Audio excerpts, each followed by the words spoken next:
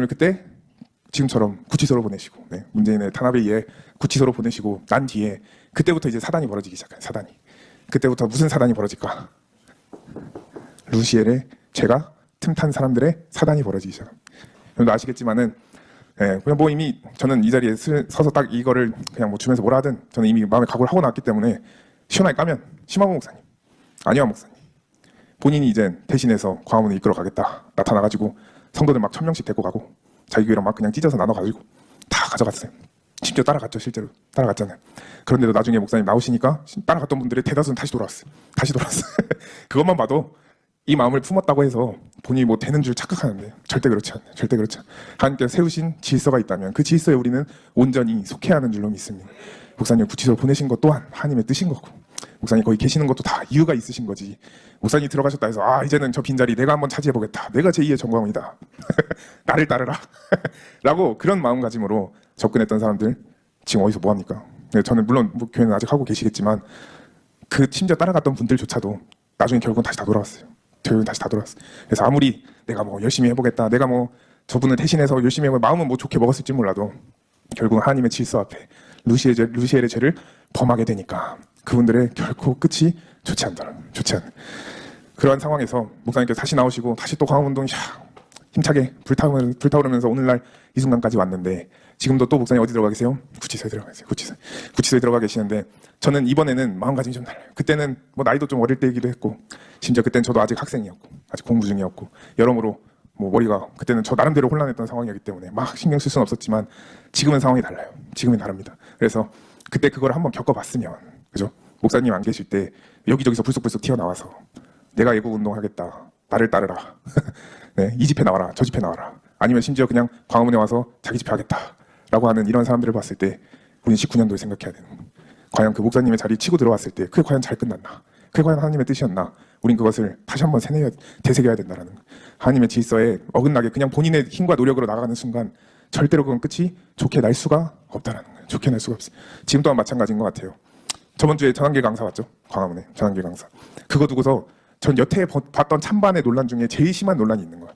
네, 전환길 강사 온 거 하나로 제일 심한 논란. 근데 저 또한 요셉이 그때 잠들어 있었거든요. 저번 주에 요셉이 안고 이렇게 옆에 본부 텐트에서 전환길 강사 왔다길래 또 올라가서 이제 한다 하길래 무슨 말을 하나 딱 요셉이 안고 옆에서 지켜봤어요. 지켜봤는데 일단은 저는 그 부분부터 개인적인 의견입니다. 개인적인 의견.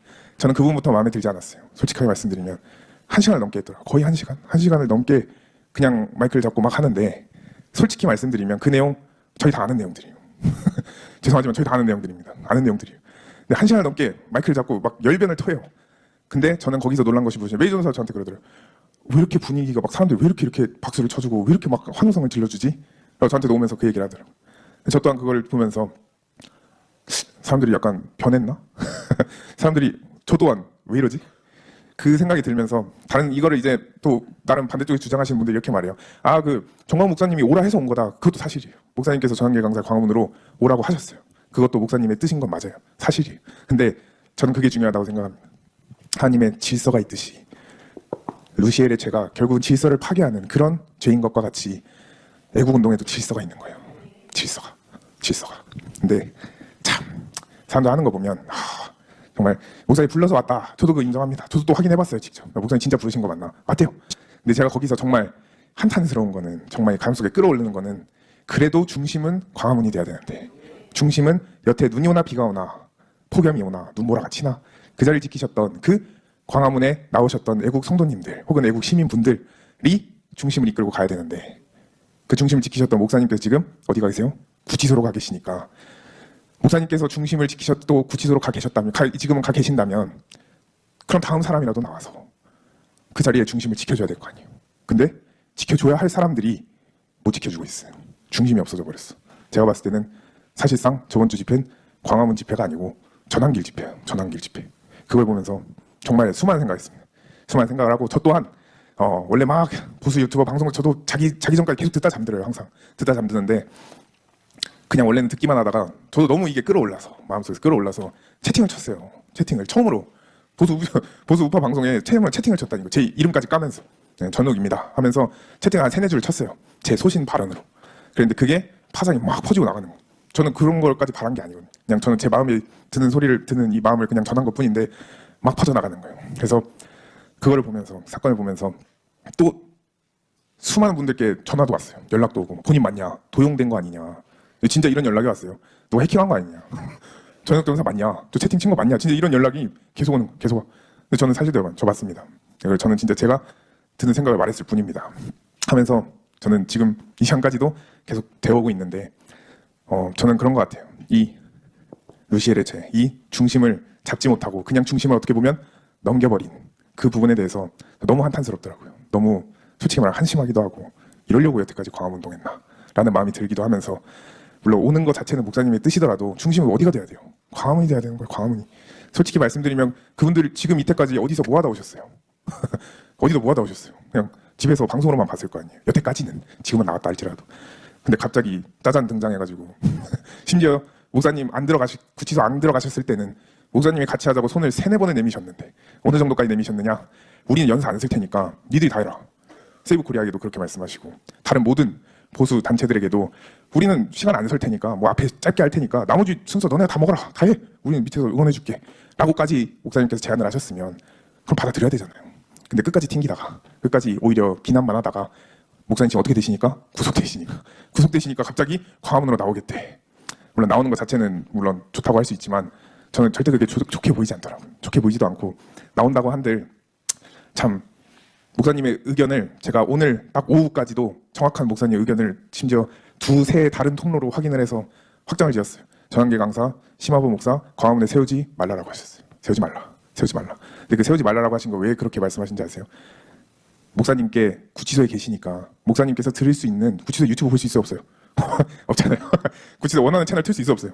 없어요. 거기서 틀어주는 것만 보는 거예요. 뉴스도 틀어주는 것만 보고. 유튜브가 어디 있어요? 그냥 구치소인데 그냥 틀어주는 것만 보는. 그러니 목사님께서는 밖에 정보와 어떻게 된 상태예요? 단절된 상태예요. 단절된 상태. 아무리 목사님이 저분을 데려다 강사를 세우라 해도 연사로 세우라 해도 그분이 현장에서 뭘 어떻게 했고 어떻게 진행이 됐고 이러한 디테일한 상황을 아실까 모르실까요? 모르셔요. 어떻게 아세요 그걸? 안에서 라이브로 볼 수도 없는데. 그렇다고 뉴스에 그게 나와요? 안 나오잖아요. 뉴스에 나오지도 않아. 그러니 당연히 세우라고만 하시고 그냥 끝났는데 결국은 그 이어진 파장들을 보면 결코 광화문에게는 좋지 않은 파장들이었어요. 여러분들 기사 찾으면 쉽게 나오잖아요. 콘서트 한다고 해가지고 막 했는데 결국은 고발당하고 가족 행사라고 콘서트 태진아까지 막 이렇게 불러가면서 했는데 결국은 뭐로 드러났어요? 사기쳤다, 사기친 가족 행사라고 처음에 불러 모았는데 알고 보니까 완전 그냥 정치 행사, 3.1절 행사였던 거예요. 그런 것부터 시작해서 참 그냥 그분을 막 직접적으로 비판하는 그런 마음은 없습니다. 그런 마음은 없지만 본인이 정광훈 목사님에게 여태까지 솔직하게 말씀드리면 거부해왔잖아요. 그리고 오히려 비판해왔잖아요. 비난해왔잖아요. 목사님께서도 물론 전계 강사의 역사적인 부분, 팩트적인 부분에 있어서 역사를 바로 다시 배워야 된다라고 이렇게 지적하신 적은 있지만 전계 강사는 목사님에게 뭐라고 그 기사에 나와 있었는 줄 알아요? 가라지라고 했어요. 가라지. 본인은 집사라고 하던데 집사 목사한테 가라지라고 하면 됩니까? 그렇게. 근데 물론 욱 받쳐서 그럴 수 있다고 저는 생각은 해요. 그것까지는 이해하지만 적어도 본인이 여태 해왔던 행동에 대해서 사과는 해야 되잖아요. 사과는. 그리고 그 광화문 자리에 섰으면 사과부터 하고 시작해야 되잖아요. 그리고 목사님께 이렇게 자기는 여태 해왔는데 너무 죄송하다. 사과는 해야 되죠. 물론 사과를 안 한 건 아니에요. 뭐 늦게 나와서 죄송합니다. 그런 말은 한 건 저도 옆에서 들었어요. 하지만 본질적인 사과는 아직도 안 했잖아요. 본질적인 사과. 전계 강사뿐만 아니에요. 심화 목사님 입에 담을 수 없는 말 아시죠? 가죽을 벗긴다. 충격적인 말, 충격적인 말. 근데 그 말을 하고 나서 지금까지도 사과를 했나요? 안 했어요. 그런데 그냥 전환길이 저번 주에 나오고 나서 이번 주에는 본인도 나오겠다. 이게 말이 됩니까? 저는 볼 수 없을 것 같아요. 볼 수 없을 것 같아요. 근데 목사님께서도 확실하게 말씀하셨대요. 심화부 전환길은 광화문에 안 된다. 정리해라. 라고 말씀을 하셨대요. 근데 제가 이 말씀을 드린 이유는 정말 목사님의 뜻이 무엇인지를 솔직히 목사님 말씀을 하지 않으셔도 이미 다 알아야 될 사람들이 있어요. 그냥 눈빛만 봐도 목사님께서 무슨 생각을 하시는지 목사님의 뜻이 무슨 뜻인지를 알아차려야 될 사람들이 있거든요. 이름을 공개하진 않지만 그 사람들이 그냥 벙 쪄 있고 심지어 그냥 오히려 완전 다른 방향으로 가고 있어요. 완전 다른 방향. 목사님께 정말 팩트적인 정보들을 알려주는 것이 아닌 본인들이 원하는 정보들 위주로만 계속해서 알려드리다 보니까 당연히 목사님 안에 계신 상태에서 그 정보들만 들을 수밖에 없는 거예요. 그 정보들만. 저는 그것을 보면서 심지어 사랑제일교회 내부에서도 저는 그런 목소리가 나오고 있다는 걸 들었습니다. 그래서 제 이 자리를 빌어서 정말 여러분들께 호소하고자 또 강조하고자 또 말씀드리고 싶은 것은 정말 우리는 성경 또한 마찬가지지만 이 애국운동을 함에 있어서도 우리가 삶을 살아감에 있어서도 절대로 우리는 질서에서 어긋나지 말아야 되는 거예요. 질서에서 어긋나면 하나님께서 다음 사람의 때가 됐을 때는 그 사람을 그때 가서 세우시는 거예요. 근데 하나님께서는 절대로 여러 명을 쓰지 않으세요. 이번에 목사님의 면회를 통해서 제가 직접 간 것은 아니지만 목사님의 면회를 갔다 오신 분의 말을 들었을 때 핵심적인 키워드가 딱 하나 말씀하신 게 있어요. 어떻게 보면 오늘 이 말씀과도 이 동그라미들과도 정말 일맥상통한 말씀을 하셨어요. 무슨 말씀을 하셨냐? 하나님께서라는 말씀을 안 하신 것 같지만 제가 느꼈을 때는 당연히 그게 속에 있으셨던 말씀이라 저는 생각해요. 하나님께서는 지도자를, 특히 애국운동하는 지도자를 한 분만 세우신다. 한 분만 세우신다. 아까 고린도 교회 사도 바울이 했던 말 기억납니까? 1만 스승이 있어. 나비 몇 명? 한 명. 제 목사님 안에 들어가 계시지만 애국운동 수많은 사람들이 하죠. 단체만 해도 몇백 개잖아요. 솔직히 크고 작은 단체도 몇백 개잖아요. 애국운동 그분들로부터 배울 것도 당연히 있죠. 그분들도 장점이 있고 잘하는 분야들도 다 다르고 1만 스승이 있어요. 몇백 개의 보수 단체들이 있어요. 배울 점은 있어요. 하지만 정말 그 중심은 광화문인 줄로 믿습니다. 아무리 많은 단체들이 있어도 광화문을 중심으로 이 주변으로 이렇게 큰 덩어리가 돼서 뭉쳐야 되지, 그분들이 여기 있으면 광화문을 떼다가 일로 갖다 붙이는 식의 그러한 연합은 안 하는 이만 못한다고 저는 생각합니다. 안 하는 이만 못해요. 차라리 그냥 연합을 안 하고 말지. 여기 있는 중심을 여기로 갖다가 붙이려고 하는 사람들이 보이기 때문에, 또 계속 그렇게 목사님에게 말씀드리고 또 얘기를 하는 사람들이 보이고 또 들리기 때문에 저는 이 자리를 빌어서 말씀을 드리고 싶은 거예요. 중심을 바로 잡아야 할 줄로 믿습니다. 우리가 다른 데 어디 가가지고 막 그냥 같이 해주세요, 연합해주세요. 연합 좋지만 중심은 항상 어디예요? 광화문이어야 할 줄로 믿습니다. 사도 바울이 말한 것처럼 애국운동에도 수많은 단체들이 있지만 그럼에도 불구하고 정말 그 중심을 잡아주는 단체는 예나 지금이나 또 앞으로도 저는 광화문밖에 없다라고 생각합니다. 그래서 여기 앞에 계신 여러분들 또한 다 광화문 애국운동 하루 이틀 한 거 아니잖아요. 다 몇 년을 걸쳐서 해왔는데 그냥 외부의 단체들이 갑자기 들어와서 자신의 집회라고 그냥 프레임 씌우고 그대로 끌고 가는 걸 여러분들 보고만 있을 수 있겠습니까? 없는 거예요. 그래서 저 또한 목소리를 내는 것이고, 저 또한 이 자리에서 오늘 말씀의 주제도 이렇게 정한 이유 또한 마찬가지입니다. 아무리 목사님이 들어가셨다 할지라도 하나님의 질서에는, 하나님의 그 권위에는 흔들림이 없고 바뀐 게 없다라는 것입니다. 만약 하나님께서 목사님을 그만 쓰셨다라고 한다면 19년도 또 20년도 목사님께서 구치소 그때 갔다 오시고 난 이후엔 광화문운동이 끝나야 되잖아요. 근데 지금까지도 이어져 왔어. 또 앞으로도 이어져 갈 것을 목사님께서는 확신하고 계셔요. 그렇다면 저 여러분들은 흔들리지 말고, 주변에 무슨 소리가 들려도, 어떤 사람이 무슨 말을 하더라도 우리는 오직 하나님께서 세우신 지도자 정광훈 목사님 한 분만을 우리는 바라보고 순종하고 또 달려간다면, 여기 사람들이 지었던 또 루시엘이 지었던 이런 루시엘의 죄를, 질서를 범하는 죄를 우리는 짓지 않게 되는 줄로 믿습니다.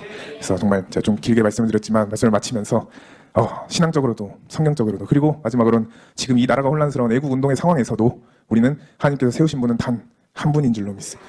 물론 모두가 하나님의 자녀이고 하나님께서 다 각 교회 목사님들 하나님의 종으로 부르셨고 사용하고 계시는 것은 틀림이 없지만, 시대를 이끄는 사람은 하나님께서 항상 한 명만 세우신다는.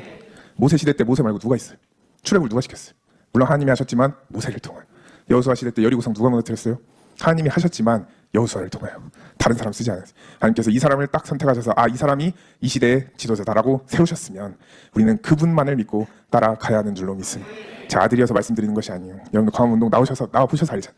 여러분들 거기서 무대 많이 서봐서 알잖아요. 그 중심을 우리는 절대로 흔들리지 않고 뺏기지 말아야 할 줄로 믿습니다.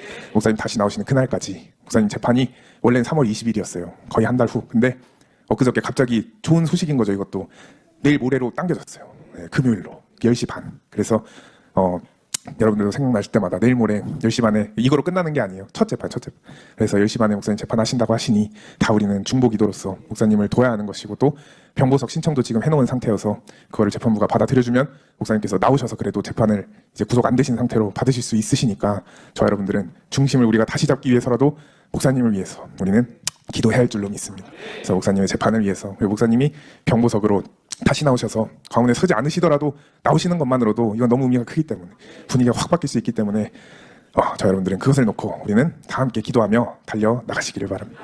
네, 그래서 루시엘의 죄, 이 마음속으로 품은 교만죄를 지금 우리가 알게 모르게 품었다면 오늘 이 시간 하나님 앞에 회개하시고, 또 더 이상의 나는 루시엘의 죄와 같은 질서를 범하는 죄, 나의 마음속에 드는 그 교만의 죄를 짓지 않겠다고 고백하시고 또 회개하시는 우리 저 여러분들 모두가 되시기를